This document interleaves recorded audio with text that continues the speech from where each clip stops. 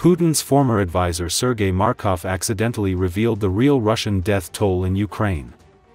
He said that hundreds of thousands of Russian soldiers have lost their lives, a number far higher than official figures. This shocking leak suggests Russia's heaviest military losses since World War II. As of May 31, Russia has lost 987,330 troops after launching its full-scale invasion of Ukraine on February 24, 2022, including 1,250 troops over the past day, according to the General Staff of the Ukrainian Armed Forces. The figures are approximate estimations and include all troops who are put out of action for some time due to deaths or injuries. The US side estimates the losses in Russia's war against Ukraine at more than 1 million soldiers on both sides, US President's Special Envoy for Ukraine Keith Kellogg said.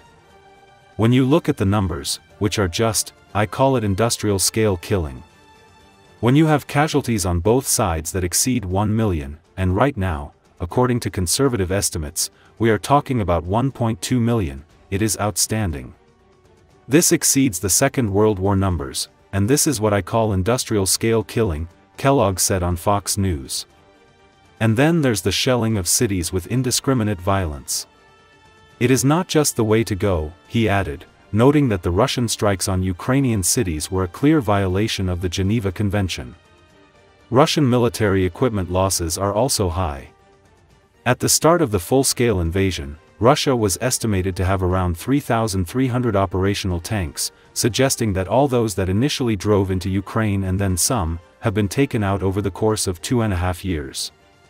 It's impossible to know for certain exactly how many tanks Russia has lost during the full-scale invasion of Ukraine, so any figures need to be treated as estimates. The database included all tank types then employed by Russia's military, notably T-72s, T-80s, and T-90s, and their modifications. Clearly, the most recent figures of Russian tanks destroyed would mean almost the entire tank fleet employed by the Kremlin at the start of the full-scale invasion had been destroyed. Russia does have the capacity to replace the tanks it had lost since February 2022, though there's a massive caveat. While Russia can maintain the quantity of tanks at the front, the quality is diminishing all the time, experts say. Retired military officer and defense expert Viktor Kevliuk told that the figure of destroyed tanks means that the enemy has lost almost all of the modern tanks that it had at the beginning of the invasion. The capabilities of Russian industry to produce modern tanks are extremely limited, with 100 to 200 tanks per year, he adds. The bulk of the tanks supplied to the front are restored machines from the 1960s, 1970s and 1980s.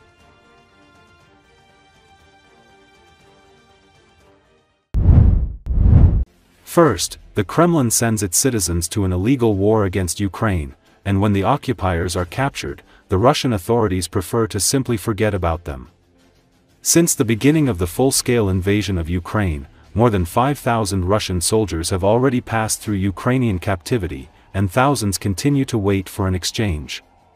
However, despite these obvious facts, Russian propaganda continues to spread fakes, claiming that there are allegedly no Russian prisoners of war in Ukraine. The I Want to Live project publishes a video that clearly exposes the lies of the propagandists. It shows only a small part of the Russian prisoners currently in Ukraine. Previously, Russian propaganda, trying to downplay the losses in the war, stated that no more than 200 people were in captivity.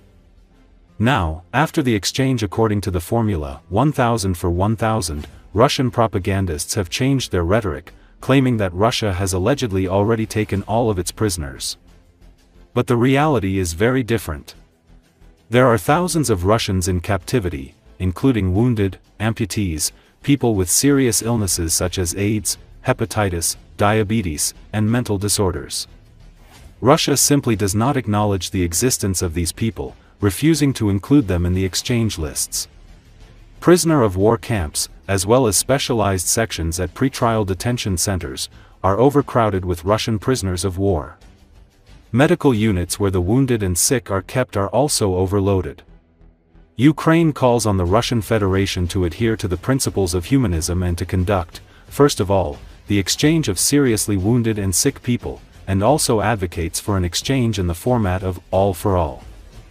Earlier, media reported that Ukraine and Russia conducted an exchange in the 1,000 for 1,000 format, an agreement on which was reached during recent negotiations in Istanbul. Overall, the three-day prisoner exchange was the 6th this year and the 65th since the start of the full-scale war. 5,757 Ukrainian citizens were released, and another 536 were returned to the country outside the exchange process.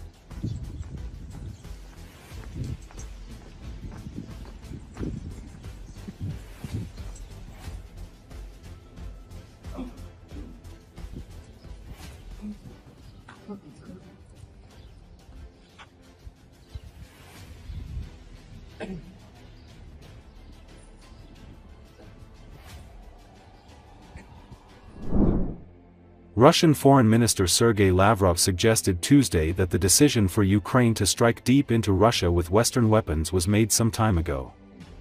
According to Associated Press, commenting on remarks made by the German Chancellor on long-range Ukrainian strikes into Russian territory, Lavrov said that such a decision must have been made long ago but kept secret.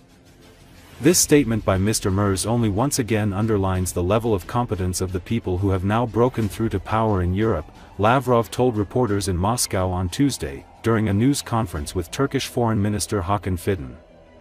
On Monday, Friedrich Merz said Germany and other major allies are no longer imposing any range limits on weapons delivered to Ukraine. That was at least a change in rhetoric from the previous German administration under Olaf Scholz, but left open questions. Asked what his comments meant Tuesday, Merz replied that, as far as I know, and that is what I set out yesterday, the countries that imposed range restrictions have long since given up these conditions.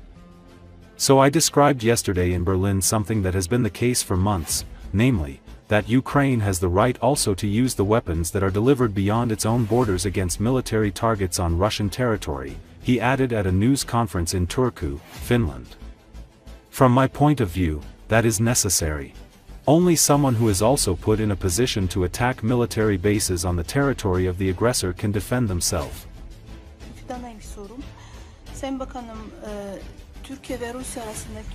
Это заявление господина Мерца только лишний раз подчеркивает уровень компетентности лиц, которые сейчас в Европе прорвались к власти. И он вчера сказал с таким пафосом, что вот отныне и вовеки никаких ограничений на дальность ударов не остается. Причем говорил и за себя, и за Францию, и за Британию, и за Соединенные Штаты. Через несколько минут или там через час вице-канцлер этого господина Мерца сказал, что вообще ни о чем подобном речи не шло и не идет. То же самое сказали, как я понимаю, в Бундесвере, представители Бундесвера.